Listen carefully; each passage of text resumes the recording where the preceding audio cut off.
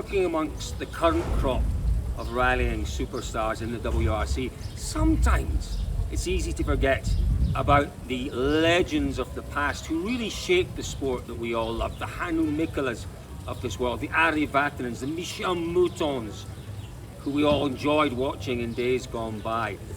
And you know what?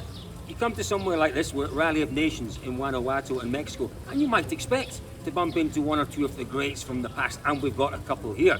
Didier, Auriol, and obviously Harry Robin Pierro competing this weekend. But did you know there is one rally that's not in the WRC, that's never been in the WRC, that perhaps has had its greater share of rallying, sporting superstars than any other rally in the world?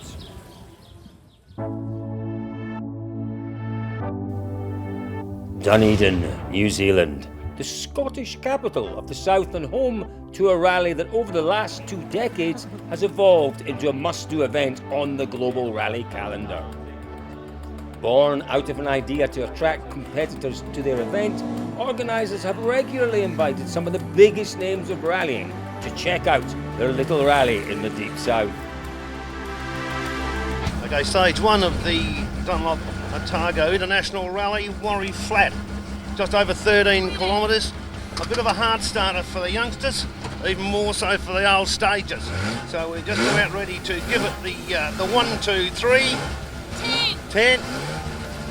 Larrikin Aussie and 5 times Australian rally champion Ross Dunkerton was one of the first to get involved and loved the challenge.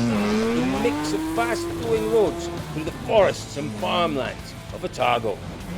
Despite several attempts, Dunkerton never snared the top spot, but like fellow Australian champion Greg Carr and Jeff Portman, he enjoyed the challenge of beating the Kiwis. Countryman Neal Bates did conquer Otago twice in his period Toyota Celica, along with Coral Taylor, with whom he won 4 Australian titles. The big names rolled in from the Northern Hemisphere too. British rally champion Russell Brooks in 2001 and 2002, and Mikkola would also frequent the roads around Dunedin at the same time. Bjorn Valdergaard, well, he was another to have his name on the entry list, and by 2004, organisers had secured Juha Kankinen as their guest driver. The event was beginning to be recognised.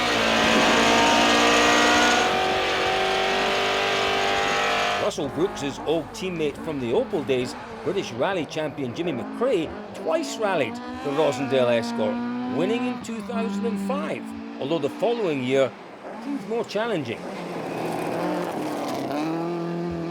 He was just come in there and it was a long 5 right double tightens, and it was just a bit late the call because it tightens to a 4 and never really got the 4 out, so I was a bit committed. I just tried to, flick it then throttle it to see if it would go out, but it just slid back in. A bit too quick, a bit too ambitious. It's a relaxed feeling and nice to have something new. Like you drive mostly the modern rally cars, and here you can come back to the old times when it was no power steering and more sideways. So that's the thing. WRC Subaru test driver Pasi Hagström made the biggest impression, competing 4 times from 04 to 08, taking the silverware on 3 occasions in both an Escort and a Porsche. Almost went a bit wide in Curibus, but otherwise okay, relaxed and try to avoid the mistakes. His driving superiority had everyone comparing his times to the main championship.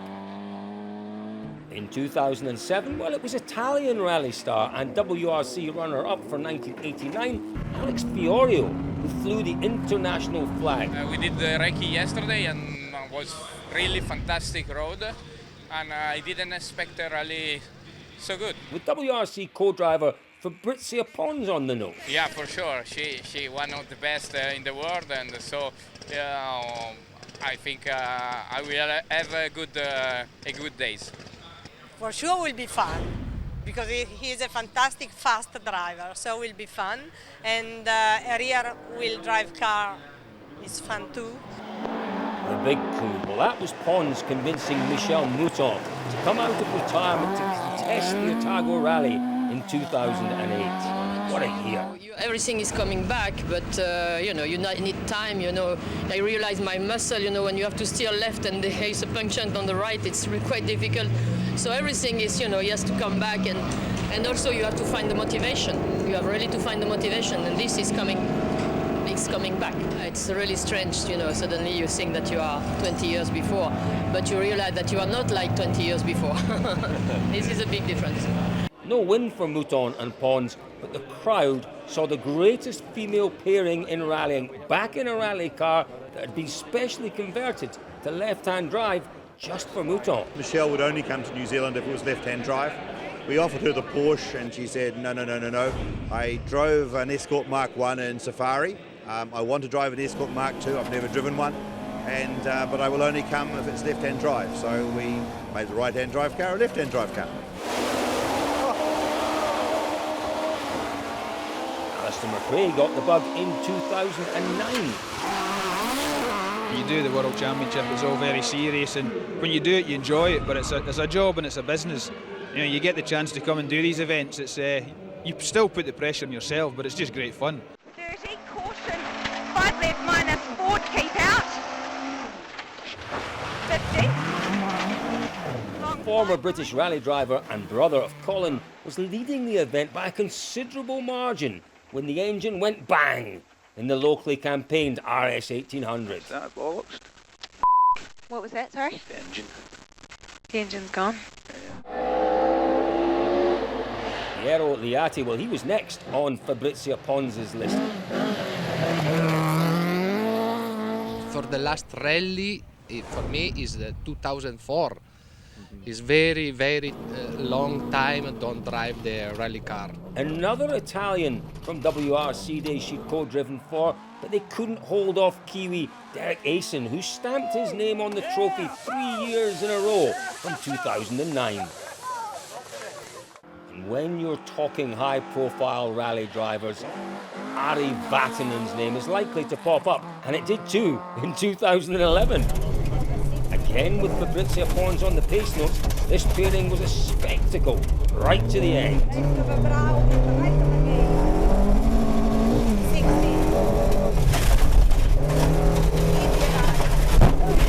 end that Ari won't forget. And Fabrizio Pons, she won't let him forget. You were adjusting this.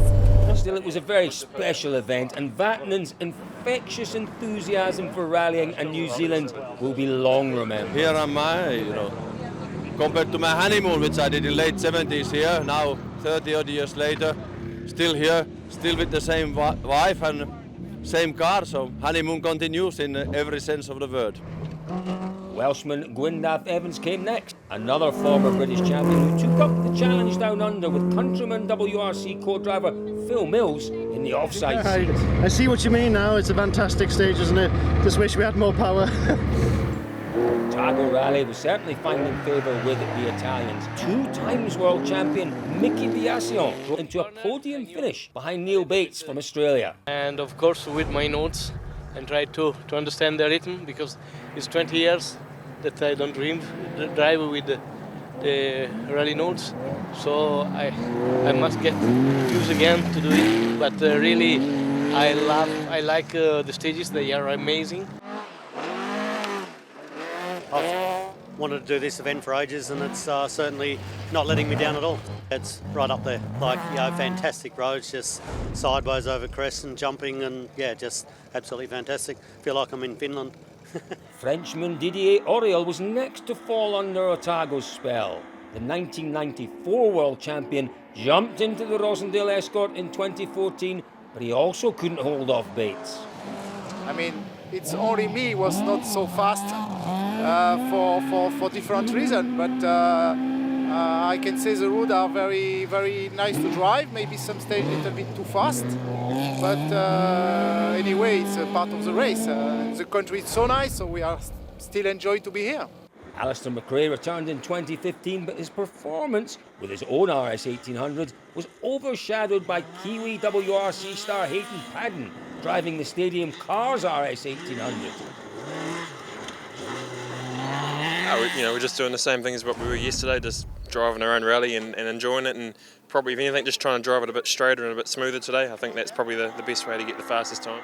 Not only did he win the Classic Rally, but he also took out the Outright Rally, beating all the big names, including America's Ken Block and Alex Gelsomino in their current spec Ford Fiesta. A couple of the roads are some of the best in the world, including the Gorge Road that we did this morning. It's one of my favorite roads anywhere, so really enjoying it as much as I possibly can. Sure, Block was forced to retire, but he'd been cleanly beaten by Paddon on at least one stage before that.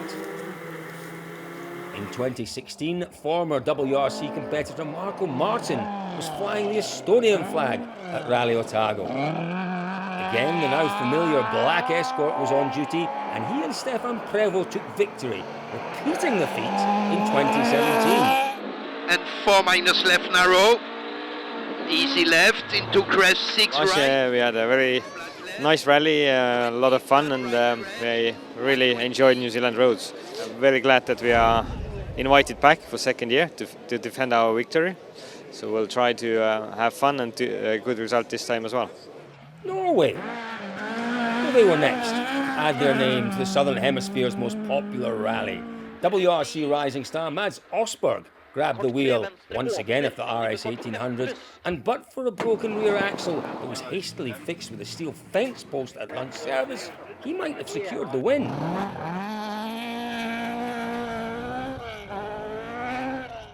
It's really nice to come to New Zealand, and once again I brought my family for some holiday as well. There was no mistake though the next year when he and WRC co-driver Torstein Eriksson sealed the deal with victory.